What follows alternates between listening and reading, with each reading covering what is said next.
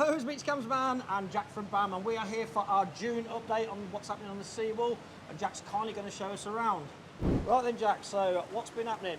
Right, so as you can see, coming underneath the underpass now, we got the piling rig which was delivered on the 17th of May. The piling crew mobilised during the course of last week and the week before. They started the first piles last Wednesday, drilling down to depth. So far they've installed about 6 piles.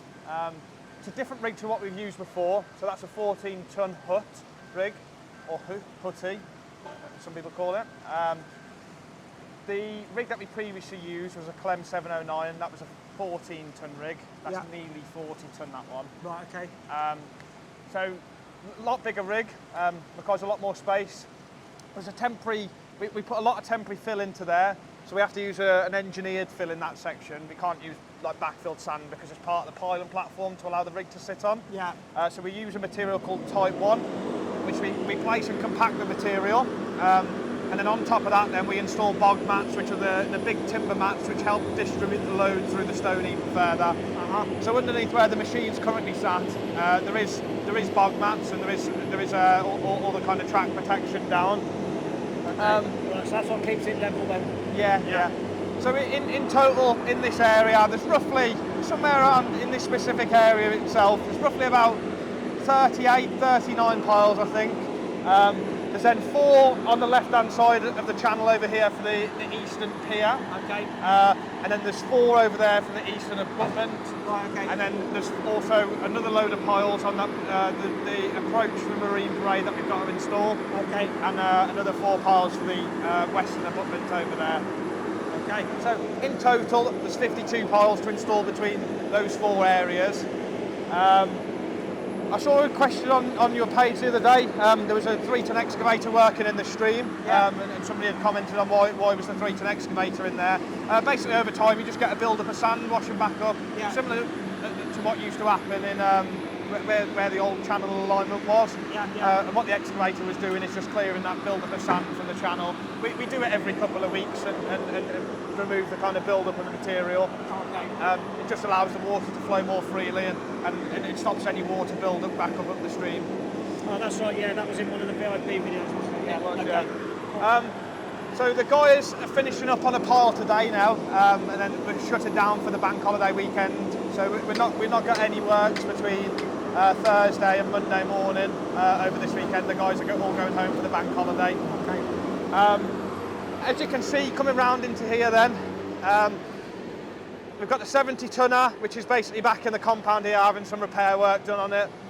Over the last, on Sunday evening, one of the springs which you can see on there, which basically keeps the tension in the track, one of the springs broke apart, so the track was very loose and very slack. So you can see here at the moment, he basically props himself up. They undo what's called the master pin. They knock the master pin out of the machine.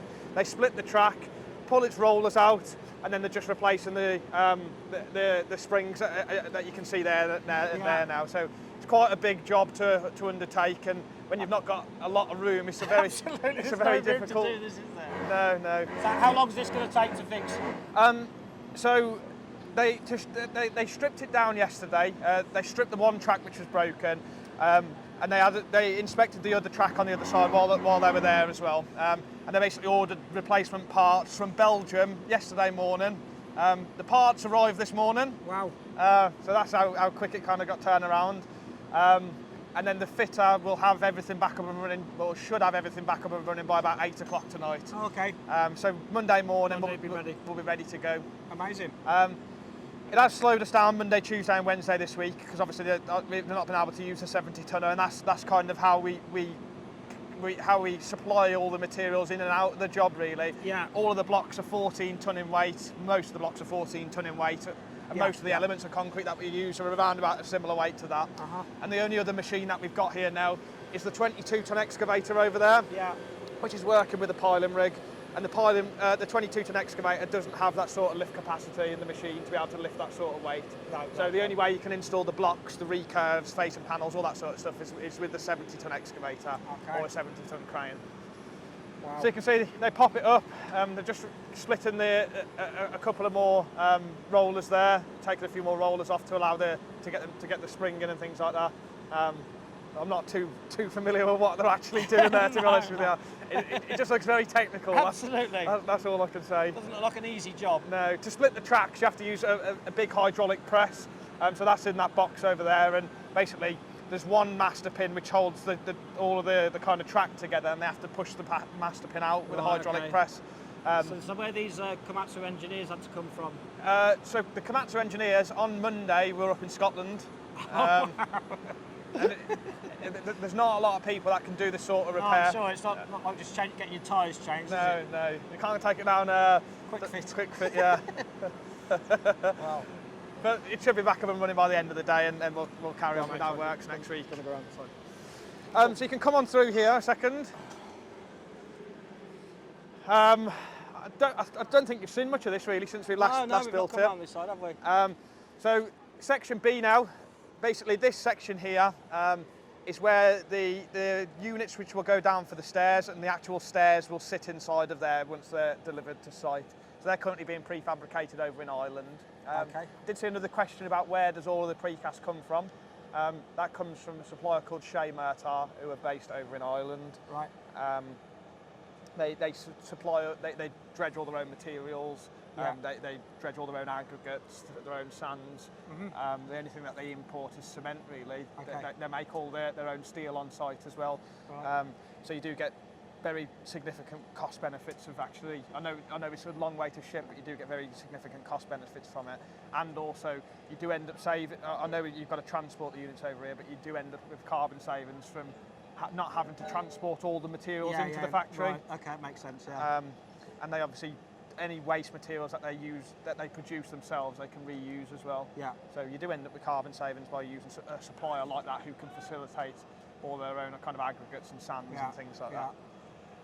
So section B, you've got the rear wall up there, the main wall there, and then all of the blocks which we were installing on your last visit, which were down in the hole here and the ramp, they're all covered over at the moment, just so we could get access back into here. Yeah. So the plan for this week with that 70-ton excavator was to sit in this area here on the steel mats and carry on installing the recurve units throughout this section. But because it's been down, we haven't been able to use it, obviously. No. So on Monday morning when they come back in, all of the recurves will be put in from the end of there to the end of the wall, and then on Tuesday we're going to do all the recurves on the back wall. Wow. So I'll take you up.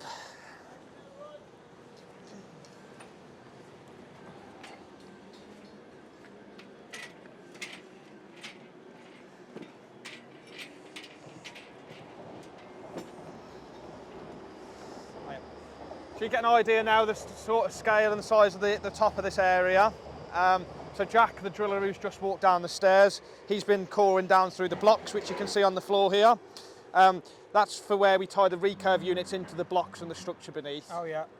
I did see a comment on why aren't the joints all kind of perk joints and things like that. Yeah. Why aren't the joints staggered, etc.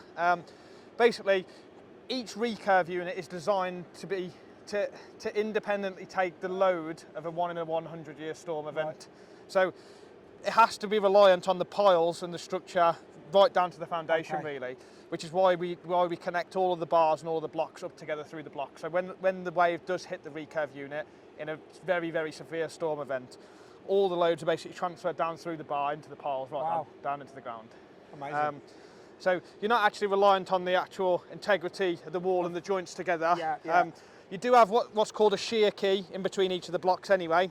So that's these here. And what they're designed to do is when you land the block next to each other, there's a key on each block. We put the sock in there and then we pump grout down into the sock.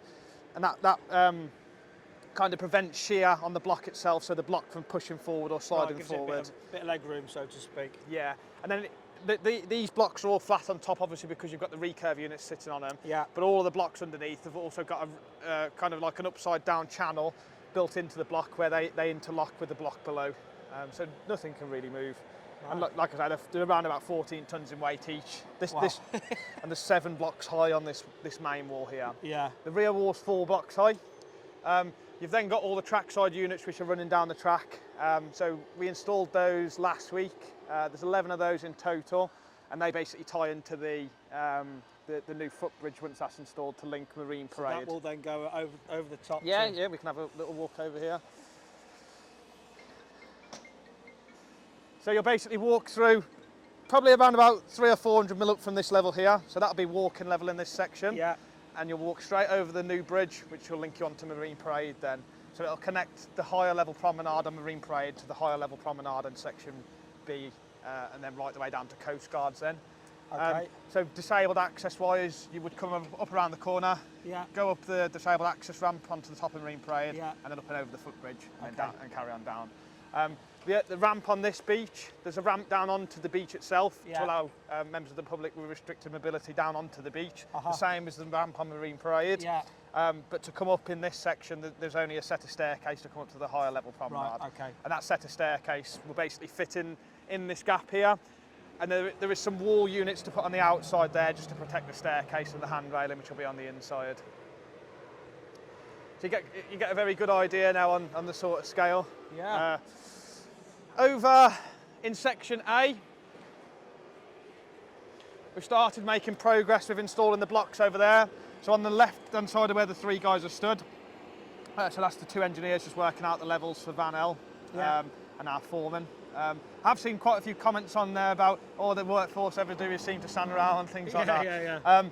Different members of the workforce have different roles and responsibilities. Gavin's is ultimately the responsibility of all the operations going on here. This is the guy on the left-hand side. He's a foreman, so he manages and oversees all the operations. But then I have the two engineers on the right, Paul and Ethan, and most of the other shift from shift one, which are just finishing up at the moment because they're obviously tired's on the way back in now.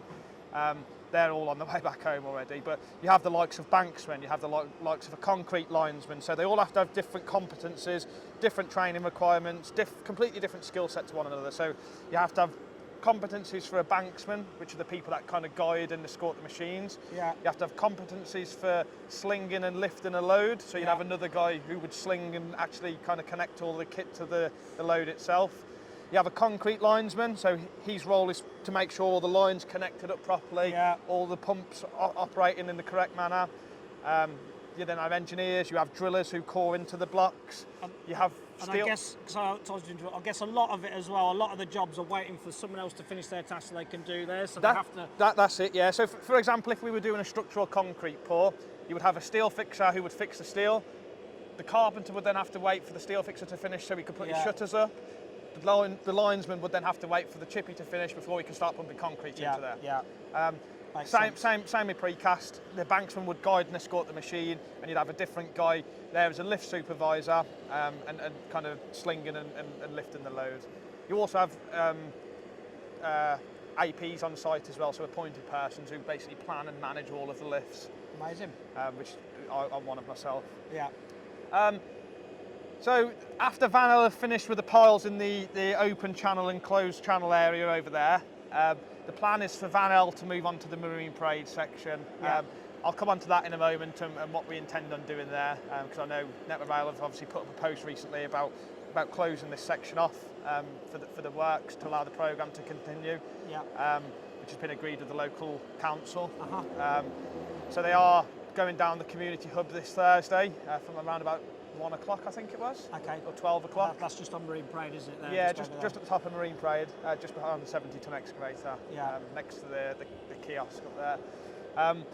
But I can run you through that. I can take you around there and show you what we're doing. You can see the scale and size of that piling rig there and the access that we'll need. And I'll briefly talk you through what the works that we're doing in that area. And what we're going to do to try and open up every now and then, just to get people back down on the beach on weekends when we're not working and things like that. Okay, brilliant. So they have been progressing with section C. So the last time you were here, the structural slab on the end that you can see here wasn't cast. That's the last slab in section C, which is cast now.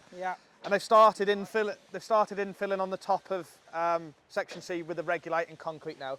So they basically just run that concrete in just to bring things up to level prior to us doing the surfacing. So this whole area that you can see in front of us has the pink Portuguese granite in it, similar to what the photo you put up this morning down at Coast Guards. So very similar material. But the only difference in this area is where the arches that used to be on the station building are replicated in the facing panels. to kind of commemorate those arches, there's going to be grey granite lines running through. Right, okay. So you can see where the old arches used to be, Yeah, and then it's basically replicating the arch on the front through into the actual station building itself. Right, okay. Now, I remember on a previous visit, this concrete pump, you said you might have to put a second pump in. Have you had to do that, or is it still all coming through one pump? We haven't. So we can do clever things with like the water to cement ratio in the concrete, change the mix design slightly. You can put different additives in there to improve the placement of the concrete, the curing, all that sort of stuff. Yeah. So we've slightly amended the mix design. Van L are using what's called a pile pack in their concrete mix design, and a VS 1000 additive. They're like accelerators and things like that. But they're using a 10 mil aggregate as well, which allows us to pump it a bit further. It tends to go through the lines a bit better. We're only using a 4-inch concrete line. Yeah. But at the moment, we're pumping probably around about 190 metres, and we don't seem to be having many issues. Oh, that's good. But Van L do have to go the other side of the fence to obviously complete the piles next to the existing section of marine parade that we've installed. So that's kind of it with Section C. The guys have been working on nights, and they'll probably be working on nights for the next 8 or 9 weeks in the station platforms. What they're doing is going through now and they're starting to install all the lighting columns, the CCTV columns. So if you remember, we left a load of bases, concrete load of bases in the ground during the blockades in February. All those materials have now started to turn up. And they've started installing those. So you will see columns start popping up down there, lights start popping up, and then probably in around about 3 or 4 months' time, once it's all commissioned and tested, we'll take all the temporary lights down then. Yeah. So all the temporary lights will come off the platforms.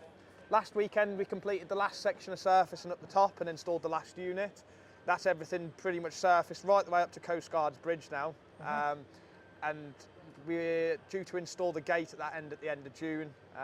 And that'll basically allow, in the event of an emergency, people to leave the platforms via the gate at the end of the station. Onto the seawall, right? Onto the seawall, yeah. Okay. Yeah, because that's not going to be for public access, is it? That's not for public access, no. Just because people still have to come through the ticket office and obviously purchase tickets, etc.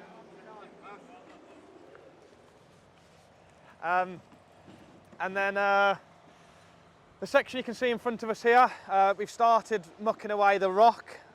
So all of the rock armour that we've been using for protection, that's being removed on a daytime at the moment and taken up for kind of crushing and removing and recycling. And then in probably 3 or 4 weeks' time, once Van L move out of that area, we'll start getting rid of a lot of the sand and everything and distribute it back out across the beach. I've seen a few comments saying about how many times must we have moved the sand. Millions of times. Well, you've got such a small space to work with. It's you've got to move it all about, haven't you? Yeah. Also, another comment about somebody commented on the late planning and late organisation of building a ramp for the piling rig. It's not late planning and late organisation. You can't actually build the ramp on the previous tide because the ramp washes away. Right. So we put all the rock armour there, and then every day, like we do, we're building ramps on and off the beach here. We have to come back in and kind of tart the ramps back up. And just maintain access and egress. The piling rig, when it was delivered, that came up through the section, through the middle section over there, which you've already kind of released a bit of a video update on. And then once we've got rid of the rock and we need to get the protection done in here, we'll start removing the containers then. So containers probably somewhere in around about 5 or 6 week program, I'd say. Okay. And then we need to get back into the ground underneath this kind of sand bun that was stood above here now to install the edge units onto the ramp going down onto the beach, and then we can final surface all of that and we never have to go back in the ground there again. Amazing. Thank the Lord. Because I'm fed up with digging that out and putting it back in. Yeah, I bet. Yeah. Well, it's getting ever closer, mate. It's impressive. It's only when I looked up this morning I saw the vastness of the seawall that way, and then the vastness of the seawall that way, and just this little gap that needs to be finished to join the two together. So it's coming on nicely. This is the most technical part. Yeah, absolutely. I can imagine. Again, I often see a few comments related to the speed of how we're delivering the work, but it's a very challenging environment to work in. We're working with a bridge which has got a 2.3 metre headroom, so material delivery is very, very difficult to this project. you know, we're working with 2 tides each day, and we're working around the clock to deliver it as quickly as we can. Yeah. We've pumped in total between the 2 phases at the moment around about 29,000 cubic metres of concrete. Wow. So around about, probably around 70,000 tonnes of concrete. And that's not including precast concrete as well. That's that's just what you've had delivered. Just wet concrete, in situ concrete. Wow. Yeah. That's amazing. So you can probably add another 30,000 tonne of concrete on for the precast as well. That combined with working next to an open railway and an operational railway, you know, you're dealing with probably one of the most complex sites logistically to work with. Yeah, absolutely. Somebody also asked about the design life of the structure. So the structure is designed for a 100-year design life. The existing structure, people often refer to as why can't we build something like similar to what was existing or etc. You just don't get the design life from it. You can't design anything with the newest kind of Euro codes or British standards. That'll allow you to build a structure like that in this environment. When that structure was originally built, the beach profile in this area was significantly higher than what we are now. You know, there's historic photos which kind of even show that, where you've got beach huts permanently located on the beach, where you've got sand levels which are probably somewhat similar to where the level of the top of the breakwater is now. And the rock level and the rock profile was much higher. Well, years ago, they used to be able to get off the train and walk straight onto the beach. Yeah. Many years ago. I know the railway line was a little bit lower, but still, that just shows how much less sand there is. Yeah. People also often comment on breakwaters and things like that. Why couldn't we put a big breakwater across the front of the bay? But it would never have removed the possible threat of the existing wall failing, because it's so life expired. Everything's got a design life. There's no two ways about it. And you know, you can't design something to last forever, unfortunately. No. Which is obviously why we're down here doing the works we're doing. Absolutely. Well, it's brilliant work, mate, and getting ever closer. Absolutely. I'll just take you down to Van Hill. You can have a little look at what they're doing. I think they should just be finishing up very mucky operation piling. Just because of I'm sure. Just because of how deep you're drilling into the ground. Wow, that is huge.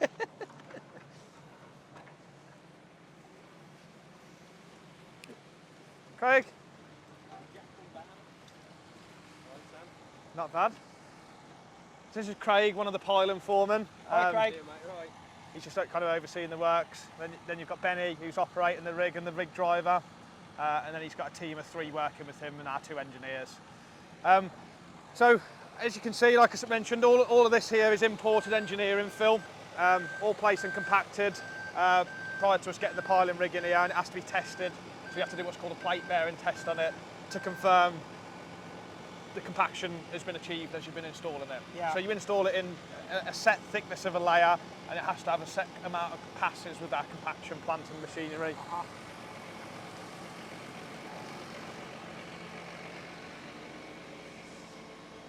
So you can see through here now, you've got the bog mats underneath there where he's just cleaning off now. You can just see the top of the cage sticking up over there. I'm not going to walk through all this till I get back in the van in a minute. And he's just kind of washing and cleaning off all the augers at the moment. So the spiral sections that you can see down there are segmental augers. They attach together. The rig pulls them up onto the mast. They drill down and keep adding sections on until they get to the required depth. So each of the piles have got different design depths. This one that they're doing at the moment is a 22-metre pile.